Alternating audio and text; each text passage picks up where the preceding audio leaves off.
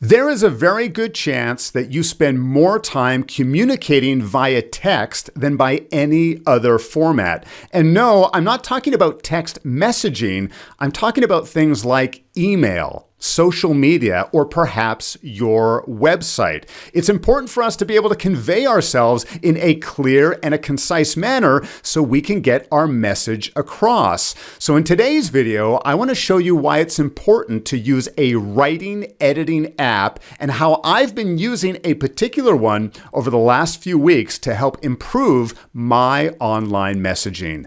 Hello everyone, Scott Friesen here at Simpletivity, helping you to get more done and enjoy less stress. And a few weeks ago, I was on my own website and I was reviewing some of the content that I had included on my About Me page. And something really stood out to me. As I was reviewing my existing text, I identified a spelling mistake. A spelling mistake which has probably existed on this page for the past 2 years.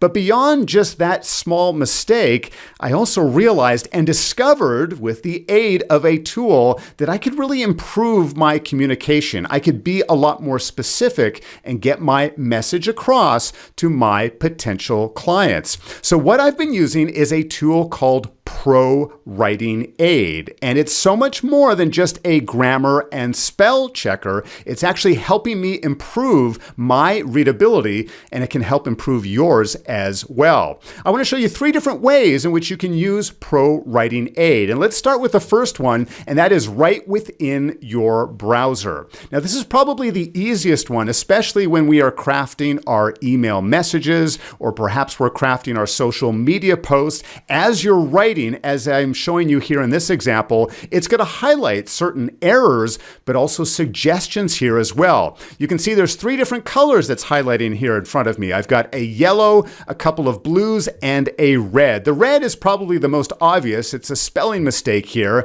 Yeah, forgotten does not have a Z at the end. But I've got a few other suggestions here as well. My readability may be enhanced if I removed that. When I read this sentence, yeah, that is just a filler word. I don't need to include that here. And then the blues in this particular case have a little more to do with grammar and some punctuation here as well. So yes, that's not the proper form of no. There should be an S on the end, and details in this particular example should have a comma at the end.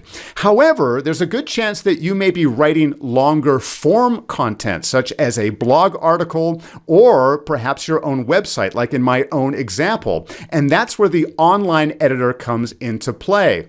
So here we are. I haven't downloaded anything. I'm just within the ProWritingAid site. And here I can either copy and paste content, I can upload a document, or I can just write right within this window. In this particular case, I've chosen to use a blog article that I wrote a few years back to see if I can improve on it with ProWritingAid. Now, when you first input your text, your real-time editor may be off, but let's turn that on and see what it has found. And I've got about 9 different suggestions waiting for me here. So we see some of the same colors that we saw on the extension version when I was writing my email. In this case, there's a few different things that I should be looking to improve upon. But you'll also notice up here at the top of the menu, I have a large number of different reports where I can dive into in a lot more detail. So let's take a look at a couple of my favorites. One of the ones that I've been using a lot is called sticky. Now, what sticky is referring to are sentences which may trip up some of my readers. Perhaps I'm using words or language that is just not as smooth for someone to digest as they're reading this content. And think of how important that is when you're trying to convey your message. Maybe you're creating a sales page and you're trying to sell a service or a product. Or maybe it's just the landing page of your website and you know that you only have a few seconds to get your message across before they move on to something else. So the last thing you want is to trip them up by including a confusing sentence or maybe too many filler words where you don't need to here.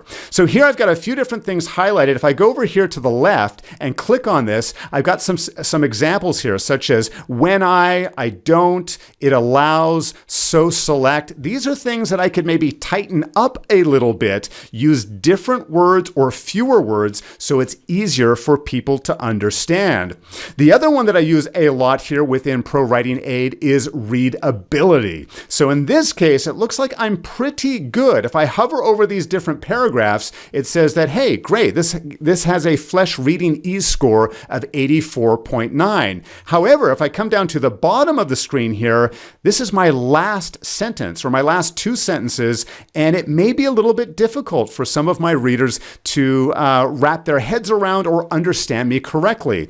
And keep in mind, you don't always know your audience and their background. You don't know what their reading level is. You don't know what their native language is, or perhaps what country they are coming from. So it's so important that you have clear and concise language so that they're not confused and they understand the message that you're trying to get across.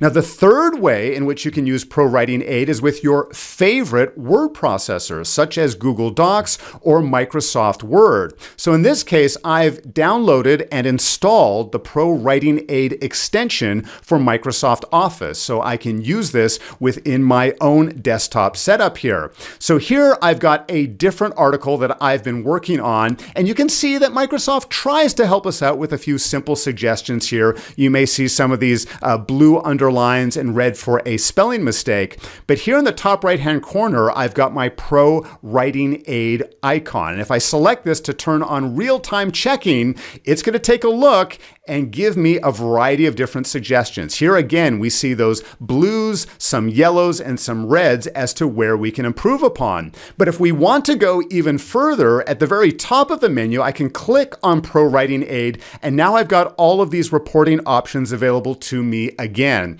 So let's take a look at two more that I think you might find helpful as well. The first one is called Echoes. If I click on Echoes, it's going to take a second to analyze my text, and what Echoes does is it highlights any words or phrases that I may have repeated within a short time frame, right? Maybe I've repeated it one after another in a few different sentences or short paragraphs. So if I open up this option here, the first one is exercise. Now in this case, this article is about exercise, so that's probably okay. But the second one here is first thing. And let's take a look at that. In this paragraph, I've got first thing right after one another. Then I've got first thing in the following paragraph and first thing.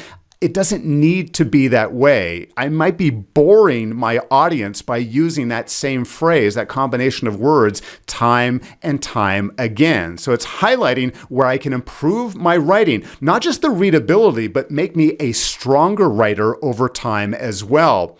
The other one that I think is most helpful, regardless of what type of thing that you're writing, whether it's email, social media, or otherwise, is sentence length, right? Sometimes if you write too long of a sentence, it is very difficult for someone to follow your train of thought and what you're trying to convey to your audience. So in this case, I'm pretty good. Most of my sentences have received a blue here, but I've got a couple of reds, which are highlighting sentences that are perhaps a little too long. Maybe I can shorten them up. Maybe I can break them into two to make it that much easier for those people who will be reading this content. Now, if you'd like to learn more and try ProWritingAid for yourself, be sure to click the link in the description below. And I'd love to know from you, what type of writing are you involved with on a day-to-day basis? Are you producing articles? Are you revising sales copy? Or is most of your writing related to email or social media? Be sure to let me know in the comments down below. Thank you so much for watching today's video. And remember, being productive does not need to be difficult. In fact, it's very simple.